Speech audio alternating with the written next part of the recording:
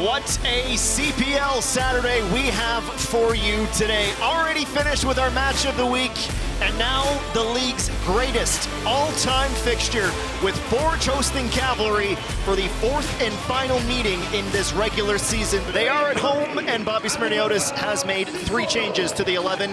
That is, of course, the season debut of Daniel Crutzen at center back. Another center back change, and that is Garvin Matusala into the team.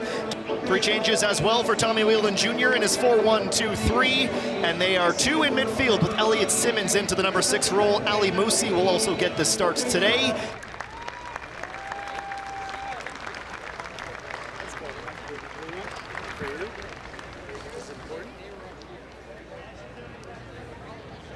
Here to present Tristan Henry with a commemorative jersey in recognition of achieving his 100th match for your Forge FC, please welcome Director of Football, Kostas Smirniotis. My name is Adam Jenkins. It's a pleasure to share the broadcast booth with my friend and partner Terry Dunfield, the former Canadian international, coach extraordinaire, and color commentator for the day. Terry, after that warm welcome to the broadcast, what are you expecting out of this one? We know that these two always put on a show. 100%. And normally what you'd say in a big rivalry like this is form goes out the window. Well, this is not how Forge wanted to start the match. Tristan Henry diving over to turn it away. Second effort on Mason, kicks it. Still with Simmons, bumps into Ashen Yodi Janssen. Frenetic in the final third right now from Cavalry.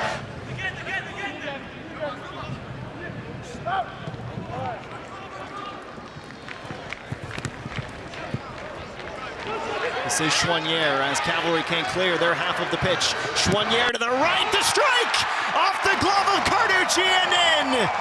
An opening goal to break the scoring drought. It is a hammer from David Chouanier. Nothing for the Cavalry keeper to do about it. And it puts the hosts on top early. Goal number 4 of the season for David.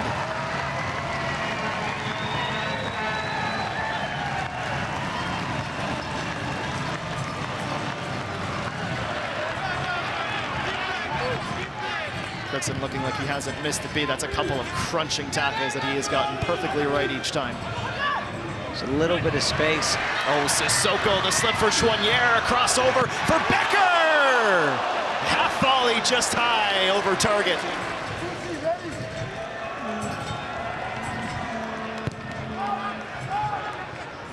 Returned, oh, Borges completely left vacant.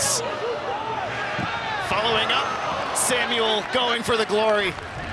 And 7 cautions now in the season for Escalante. Just one back of Trafford and Johnston, who have the most on 8. Lovely little turn from Sissoko, leaves it for Borges. Almost started and finished the attack. Casillas, better from him. Crutzen forward for Casillas to Becker, gets it right back, Casillas, punched away, Carducci! Oh, he gets a piece of the follow-up, but he's beaten by Abubakar Sissoko. Disastrous in defense that time from Cavalry, and Sissoko makes them pay. It is a man who had never scored a professional goal prior to this season. He has done so much offensively for the Hammers. He is rewarded for following up once again. Maybe the lob, was he trying to come across to Tristan Borges? It was a nice build. Good work down the left-hand side. Nice distribution from Tristan Henry.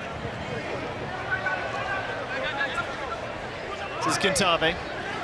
Outside of his foot for Escalante and returned, lofted it for Musi! Game on, says Ali Musi. Brilliant sequence in midfield. And this is why you tune in for every minute of the 90 when Forge and Cavalry go head-to-head.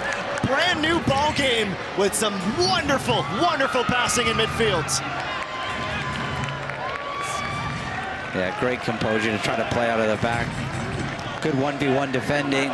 He just backed up into the penalty box against one of the best in the league, and Chouanier. He moves his feet really well. Here's the duel again. This time he gets around, still with Chouanier, lifts it. This is Joe Mason. Works out wide for Musi. Thought about the cross. Good patience on the ball. Uses his right. Nearly finds Jody Chiara. So unpredictable, Musi. It's Dom Samuel again. This time he is vocally and audibly in a ton of pain, writhing on the turf. And then Alarcon gets stepped on. Straight red card for Kyle Becker. And these are the aforementioned tempers. Becker shown a straight red. Now Cantave and Borges have their hands around each other's necks.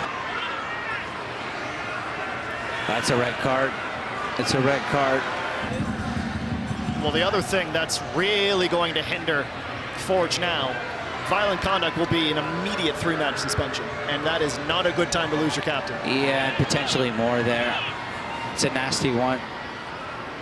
We're through 85 minutes. We'll start with Alarcon, and it's a long ball.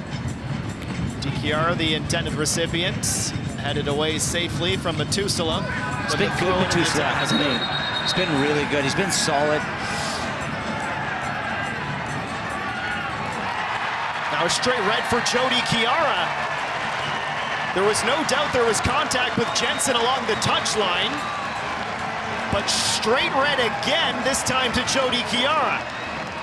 Big set piece. Has to be better delivery from Alarcon this time. Cavalry starts vertical.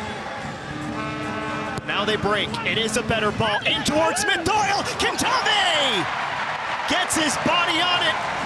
Ali had a bit more time as more of a number 10 than a number 6, which is what he did so much of with Pacific last year, and he enjoyed it. But just as things started to settle, Smirniotis decided the best way to use them was Sissoko forward and Javapur defending. Strong challenge, but a fair one just outside the area. It's Cantave down, holding his right shoulder.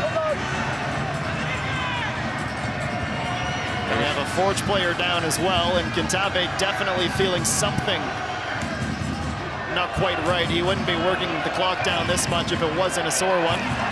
Jensen again, this time the back of his head. I didn't think there was much in that one. Cantave just dribbled down a blind alley.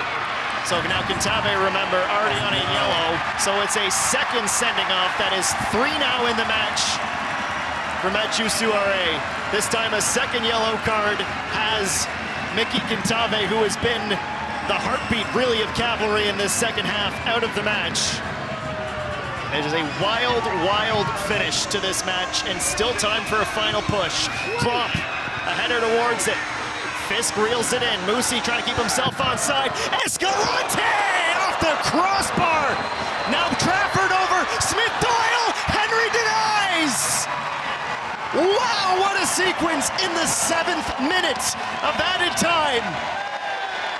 Wild to the wire, but it looks like Forge are going to do just enough to hang on and get the victory.